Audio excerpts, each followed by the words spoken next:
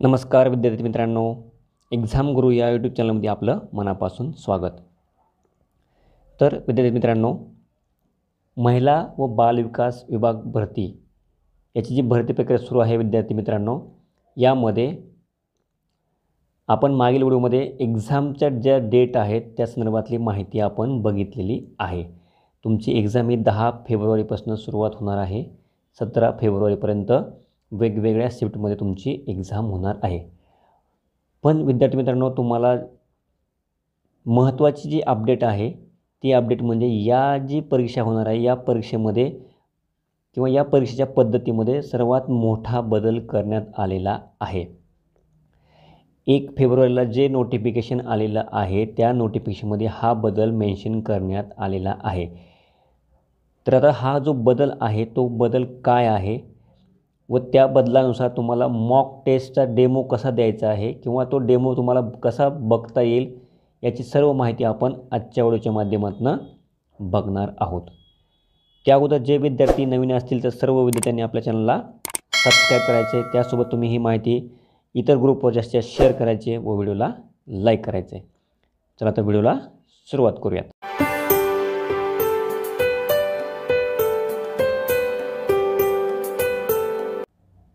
तर बघा विद्यार्थी मित्रांनो, एक्झाम डेटच्या संदर्भातलं जे परिपत्रक आलेलं आहे त्या परिपत्रकामध्ये तुम्हाला तुमच्या एक्झाम डेट तुमच्या वेगवेगळ्या पोस्टनुसार तुम्हाला दिसणार आहेत. त्यामध्ये जर तुम्ही सेकंड पेजवरती जर विद्यार्थी मित्रांनो गेलात तर तिथे तुम्हाला महत्त्वाच्या सूचना तुम्हाला देण्यात आलेल्या आहेत आणि त्या सूचनांमध्ये जो आहे तो 5व्या क्रमांकाचा जो मुद्दा आहे तो अतिशय महत्त्वाचा आहे विद्यार्थी मित्रांनो. तर बघा त्या मुद्द्यामध्ये किंवा त्या नियमामध्ये काय म्हटलेलं आहे. तर बघा, ऑनलाईन परीक्षेतील गैरप्रकार रोखण्यासाठी प्रश्नसंच 4 गटामध्ये विभागण्यात येणार आहे. म्हणजे आपल्याला माहिती आहे आपली जी एक्झाम होणार आहे त्या एक्झाममध्ये आपल्याला वेगवेगळ्या विषयावरती प्रश्न विचारले जाणार. त्यामुळे तुमचं मराठी असणार आहे, नंतर तुमचं इंग्लिश असणार आहे, त्यानंतर तुमचं जनरल नॉलेज असणार आहे, रिझनिंग असणार आहे, त्यानंतर तुमचे ॲप्टिट्यूड टेस्ट असणार आहे.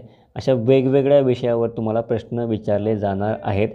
प्रत्येक जो विभाग आहे त्या विभागामध्ये तुम्हाला 25 प्रश्न असणार आहेत. म्हणजे मराठीचे 25 प्रश्न, रिझनिंगचे 25 प्रश्न, इंग्लिशचे 25 प्रश्न, मॅथचे ॲप्टिट्यूडचे 25 प्रश्न, जनरल नॉलेजचे 25 प्रश्न असे प्रश्न तुम्हाला विचारले जाणार आहेत.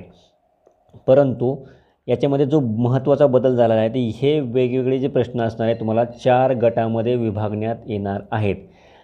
आणि त्यानंतर हे विभागलेल्या गटाला पण काय केलेलं आहे बघा, उमेदवारांनी प्रत्येक गटातील प्रश्न ठराविक वेळेमध्ये सोडवणे अनिवार्य आहे. 4 गटाला तुम्हाला सेपरेट वेळ देण्यात आलेला आहे. म्हणजेच जर तुम्हाला 4 गटामध्ये जर तुमची विभागणी केली असेल तर आपल्याला माहिती आहे आपल्याकडे 120 मिनिटाचा वेळ आहे. या 120 मिनिटामध्ये तुम्हाला 100 प्रश्न सोडवायचे आहेत. परंतु 4 गटामध्ये विभागणी केलेल्या असल्यामुळे तुम्हाला प्रत्येक गटाला ए गट असेल, बी गट, सी गट आणि डी गट अशा प्रत्येक गटाला तुम्हाला 30 मिनिटाचा सेपरेट वेळ मिळणार आहे.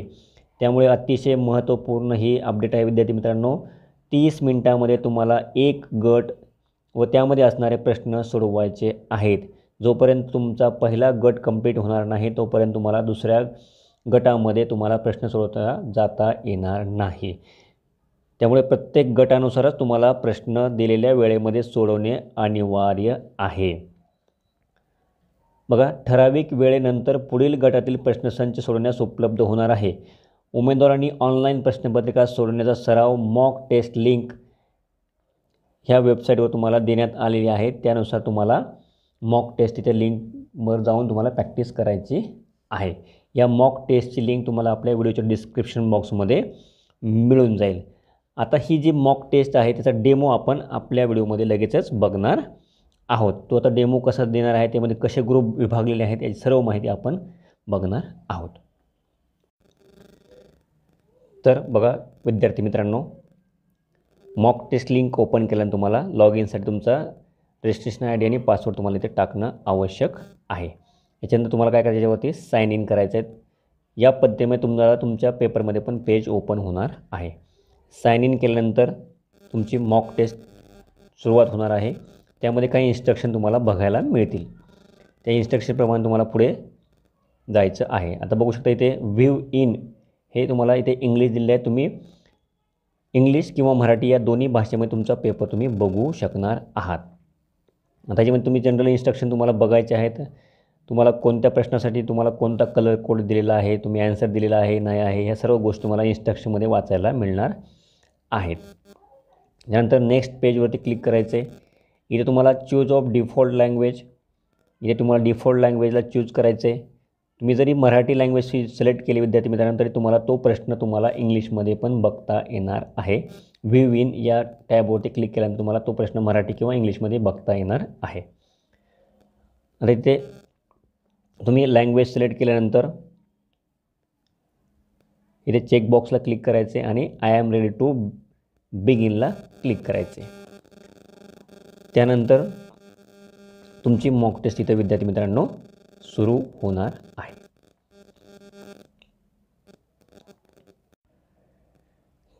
तर बघा विद्यार्थी मित्रांनो, ज्यावेळेस मॉक टेस्ट सुरू होणार आहे त्यावेळेस तुम्हाला इथे तुमच्या उजव्या कोपऱ्यामध्ये तुम्हाला तुमचा टाईम बघता येणार आहे. त्याचं काउंटडाऊन सुरू झालं असेल. 30 मिनिटासाठी तुम्हाला हा ग्रुप ए सोडवायचा आहे.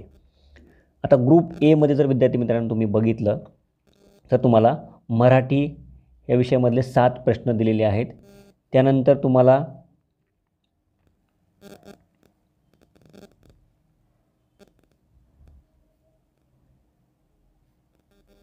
इंग्लिश या विषयामधले 6 प्रश्न असतील.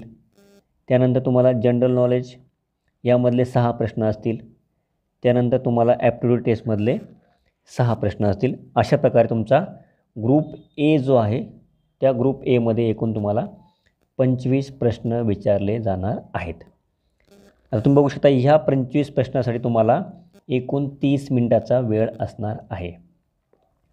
तुम्ही जर विद्यार्थी मित्रांनो बघितलं इथे ग्रुप ए आहे, त्याच्यावरती जर तुम्ही इथे क्लिक केल्यानंतर तुम्हाला वेगवेगळे 4 ग्रुप तुम्हाला बघायला मिळतील. Group A, group B, group C आणि ग्रुप डी. तर तुम्ही जर ग्रुप बीला क्लिक करण्याचा प्रयत्न केला तर ग्रुप बी ओपन होणार नाही, कारण तुमचा जोपर्यंत 30 मिनिटाचा वेळ इथला संपत नाही तोपर्यंत तुम्हाला ग्रुप बीमध्ये किंवा ग्रुप सीमध्ये किंवा ग्रुप डीमध्ये जाता येणार नाही.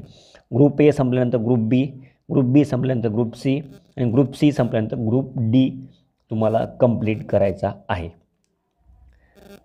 आता प्रत्येक ग्रुपमध्ये तुम्हाला हे वेगवेगळे जे आहेत हे असे विषय बघायला मिळणार आहेत. या विषयामध्ये तुम्हाला चॉईस आहे, तुम्हाला कोणता विषय अगोदर सोडवायचा आहे तो. ग्रुप एमध्ये तुम्हाला जे विषय असतील, तुम्हाला जर वाटलं की जनरल नॉलेज मला अगोदर सोडवायचं आहे, तुम्ही जनरल नॉलेजमध्ये जायचं आहे. त्याचे जे असणारे प्रश्न आहेत ते प्रश्न बघायचे, त्या पर्यायाला टिक मार्क करायचे, सेव्ह अँड नेक्स्ट करायचे. पुढचा प्रश्न येणार आहे, परत त्याला टिक मार्क करायचे, नंतर सेव्ह अँड नेक्स्ट करायचे. अशा प्रकारे तुम्हाला प्रत्येक प्रश्न सोडवायचा आहे. तुम्हाला वाटलं आता याच्यानंतर मला मराठी सोडवायचं आहे तर मी मराठीमध्ये जाऊ शकतो. मराठीमध्ये मी परत पहिला प्रश्न सोडवला, परत मी दुसरा प्रश्न सोडवला, परत मी तिसरा प्रश्न सोडवला. अशा प्रकारे मी मराठी या विषयामधले असणारे सर्व प्रश्न इथे सोडवू शकणार आहे.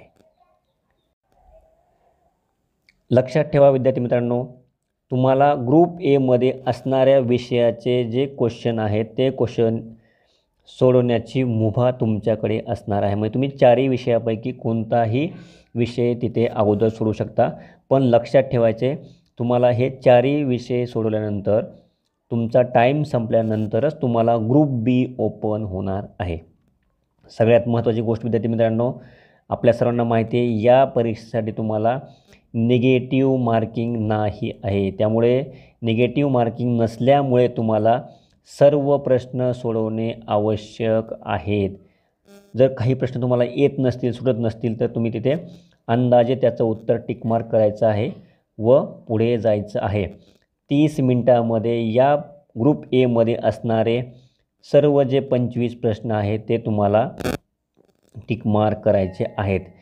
जर तुम्ही इथे 25 प्रश्न टिक मार्क केले नाहीत आणि तुमचा ग्रुप बी जर ओपन झाला तर तुम्हाला परत ग्रुप एमध्ये येता येणार नाही. त्यामुळे टायमाकडे लक्ष द्यायचं विद्यार्थी मित्रांनो व व्यवस्थित तुम्हाला सर्वच्या सर्व 25 प्रश्न 30 मिनिटामध्ये सोडवणं आवश्यक आहे. जे प्रश्न येत नसतील त्या प्रश्नाच्या शेवटीच्या 2 ते 3 मिनटामध्ये त्या प्रश्नावर तुम्ही अंदाजे टिक मार्क करायचे आहे, जेणेकरून तुमचे सर्व प्रश्न तिथे सुटले जातील.